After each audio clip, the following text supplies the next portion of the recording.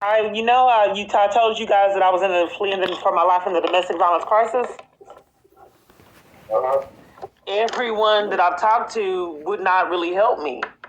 So I was wanting to know if you could take me somewhere tomorrow. Because I talked to Deacon Ricky, wouldn't want to help me. I talked to the pastor's wife, and she would not give. She said she has had some things that people that she knew that had. I'm sorry, I'm a little frazzled. I've been through a lot today. So she said she had some resources and references, then wouldn't give them to me. Uh-huh. And then, I told you that I was fearful, and for a while it hurt my feelings when you wouldn't call me back because all the other church members did it. When I said I feared my life and talked about the child abuse, they wouldn't respond. And it made me feel like in that church I didn't have value. So if they didn't care with me fleeing for my life and my child, why would I want to go to a church like that? But anyway, so I didn't know what was going on with you because you didn't respond back for like a week or two after I told you I needed someone to talk to because I was afraid. But do you mind helping me? Okay, thank God I work. Period. I said, I have to work. Right. What time you trying to go somewhere? I mean, your availability. I do know you work. So I'm saying, I don't know what time or when you talking about. You said tomorrow. Yeah, your availability when you can, and I'm in a dangerous situation. I mean, it got to be in the evening time. Okay. You might have to go somewhere. I don't know what time you got to be when you try to go. I just want to know what time you be available, and then I can work around you. Okay. I'm just getting home now. Just getting out the shower. You don't know any loving person from the church that will help a person fighting for their life at church? No one? I ain't got nothing to do with them. If you're a church member and you don't think no one would? I have been to church in about 3 months or so. Oh, well, I don't know because I've been into the church that I don't understand why I've been through so many churches and why they all keep me in abuse by depriving me of the services they give everyone else. So, I reached out to the church and I said that I want loving, supportive people. And then they were busy for a long time, so that's why I went to somewhere else. But here's the pattern that I keep experiencing. You remember the photo I told you about how I painted the picture? At the Oak Cliff Bible Fellowship? How I sent you the picture? Yeah. Okay, they stopped doing that. I told you that I really liked it in the Zumba classes, in the fellowship. They stopped doing it. Oak Cliff Bible Fellowship. At least they told me. They said that they had budget cuts. And they stopped the artwork. That's Tony Evans. How have you been doing it years? And then when I came there, I told you, I sent you a picture showing how I love that artwork and how the community that they had at this church and fellowship. They stopped it. Yeah, they stopped the artwork. They said they couldn't do it again for budget cuts and the Zumba classes. But nonetheless, so this is the time that you be available if you did help? Yeah, that'll be when I get out of work. I get to work 6 o'clock in the morning, And when I get up, I just normally be a little early. Eventually have a meeting. It's not kind of hung around with the fellows a little bit. I don't know what time you would, you be available. Do you want to give me exact time? It'll be like, I know it'll be like about 7 o'clock or something when I make it this side of town. Oh, okay. I'm coming out there about the airport. Okay, so it'd be about 7. Yeah, about 7:30, about 7, somewhere up in there. Okay, and you don't know anyone at the church? I know that you haven't been there, but you've been attending it a long time. Why would they leave me in abuse like this and not want to help me at so many churches? Now, I don't see why. The main person that I want to say, and that's the person that help everybody, Deacon Ricky. But why would a pastor and his wife not aid in a member fleeing for their life? I don't know that because you see how me and the pastors have words. Now I know Sister West. If I call her or something, listen to me and talk to me and stuff like that. Well, can you see if I'm fleeing for my life in a domestic violence crisis, if she could possibly help, knowing that I've been a member there? I ain't never seen her to do nothing dangerous to us personally. I'm just saying, if you could, since I'm in a domestic violence crisis and you get off late, and you heard what I've experienced, can possibly you call her and see if she don't mind helping me since you work so late? I can do it, but my thing is, what have y'all had some words or something? No, I don't have words with anyone. I'm fleeing a domestic violence crisis and get bullied and violated for trying to leave it at a multitude of locations. I haven't had words with her. Maybe if it's words there or something that was said, it was said when I wasn't present. I get lied and slandered on all over the place. I heard that she had a problem with me recording something I didn't record. So someone's controlling my devices and keeping me from doing uploads, and informed her of something that I was going to record but didn't. So she's psychic and knew I was going to record something, but she hung up before she can do a response. So someone who's controlling my devices called Sister West and told her I was going to record her, but I didn't. So she told Deacon Ricky that something happened when I recorded her, but I didn't record it. This has happened before. So that's evidence that someone's controlling my device and then controlling my environments, because they told her that I recorded when I didn't, but I was going to. Yeah, that's something like what I heard. So but.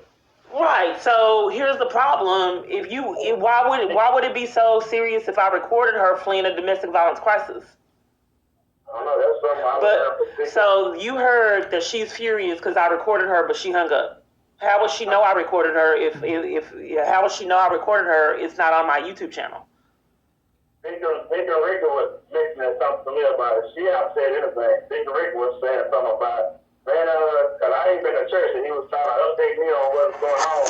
He said, man, you ain't heard that Sister K was recording Sister West. I said, nah, he was trying to explain to me and stuff. Tell me what was going on. But oh, he's behind it because Sister West told me something about suicide and looked at me weird and said that she thought what would happen if she take this whole bottle of medication when Deacon Ricky was behind. So I was concerned about her, because she kept looking at me weird and saying what would happen if I took this whole bottle of medication, knowing that I was in a domestic violence crisis and suffering a lot of pain and agony regarding my child, as well as my torture that I've had to endure for years. So apparently someone has gotten through to that church, and so whoever's monitoring my phone, and told them I recorded something that I didn't, by being on my phone witnessing that I was trying to record it. But the fact that remained is that I didn't upload it. So if I didn't upload it, Deacon Ricky is not being honest, because they're not supposed to know about it.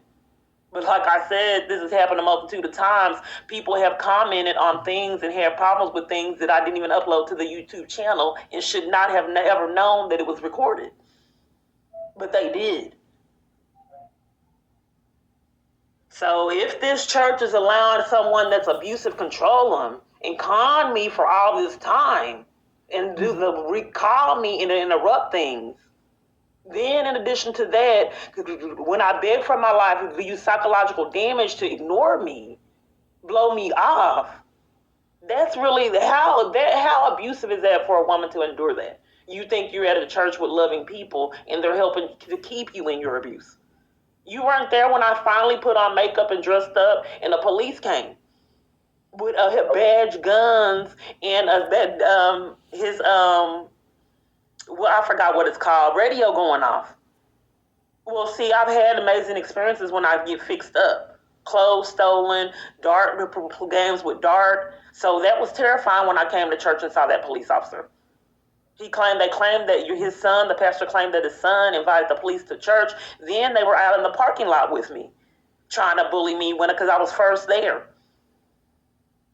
There's something happened and I was first, and they were circling the parking lot. Police came in the parking lot. So I left and came back. And when I came back, it was the police in the church. They said it was his son's friend, but his son wasn't there and did not come. Yeah, he did say was a friend of Dexter's. Yeah.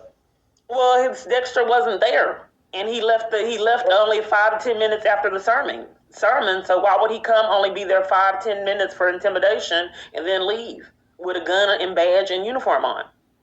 If he was actively at work, why was he there at the church and not there with his son?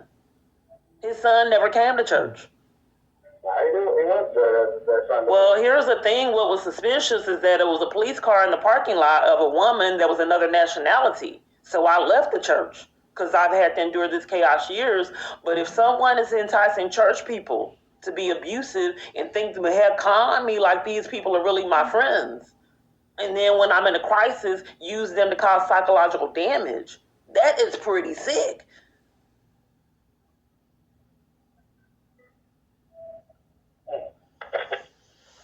But nonetheless, you can see what happens with Sister West, because I was a member that, came there routinely, and they know that I'm in a crisis. I don't hope it doesn't have anything to do with their house getting shot up, their apartment.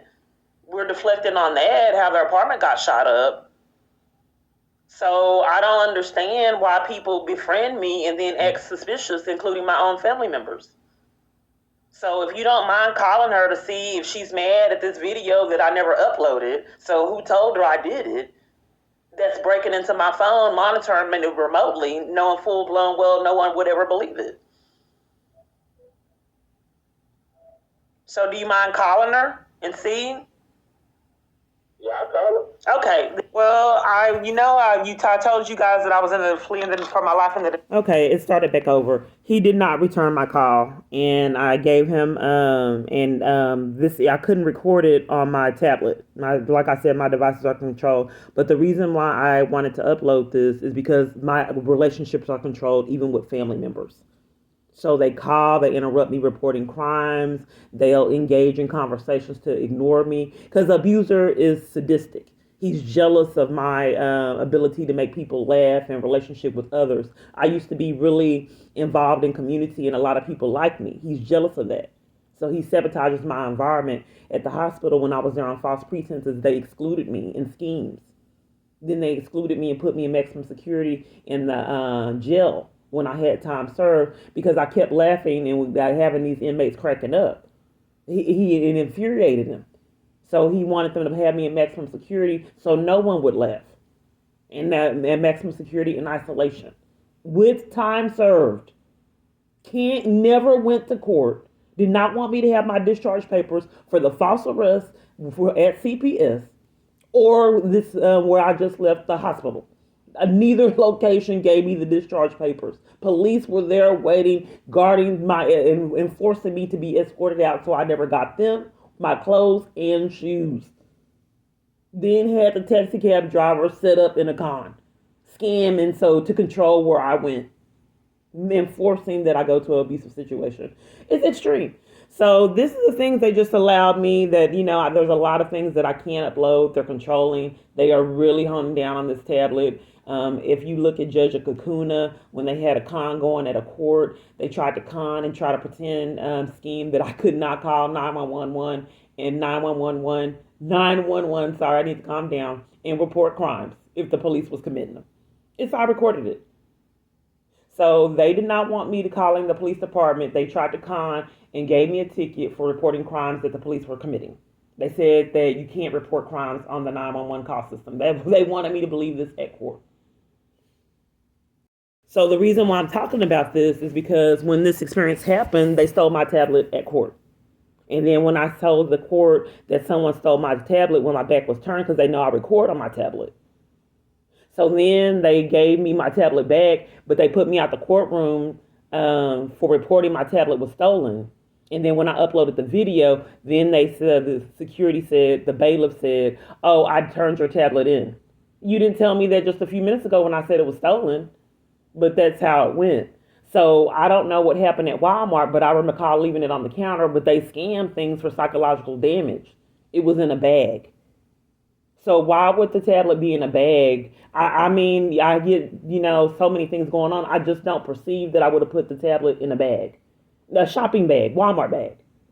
So I think what they did, because I exposed that my tablet was stolen and that is a theft, and they didn't want the staff having to go down for the theft, they just put it in one of the bags when my back was turned. They've done things like that before. That's why the police kept saying, "I'll go the other way." But this is church locations. I said that I have gang stalkers set up. I know people didn't believe me, but I've had to endure this years, so I know it's a pattern.